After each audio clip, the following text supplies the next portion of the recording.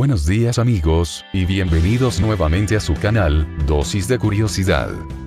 El estornudo es un acto involuntario, el cual solo puedes controlar el sonido que emites cuando lo haces. Pero, ¿cómo lo hace un sordomudo?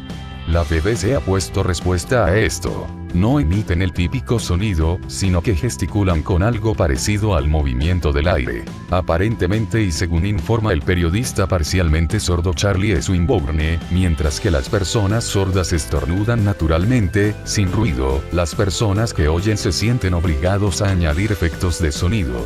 En otras culturas, las personas oyentes eligen diferentes efectos de sonido, lo que indica que la chus es, de alguna manera, inevitable.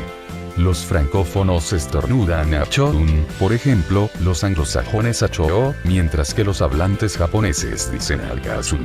Ben Siewol, investigador que estudia la comunicación de sordos en la Universidad College de Londres, explica que los estornudos emiten un sonido que las personas no somos capaces de decidir si hacer o no, pero sí podemos modificar dicho sonido, dependiendo de nuestro entorno social. La risa funciona de manera similar. Tienes que hacer ruido cuando ríes, pero se es capaz de reprimirla o ampliarla.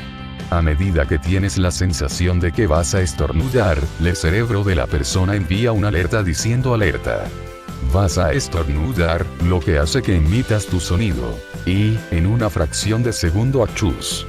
Dicha presión social es incluso perceptible en las personas sordas. Según informa Charlie Swinburne, el periodista sordo anteriormente mencionado, él estornuda más exageradamente cuando está en público, mientras que se reprime cuando está en casa. Si les gustó el video, por favor, denme un pulgar arriba, compartan y suscríbanse a mi canal para más contenidos así, gracias, esto es, Dosis de Curiosidad.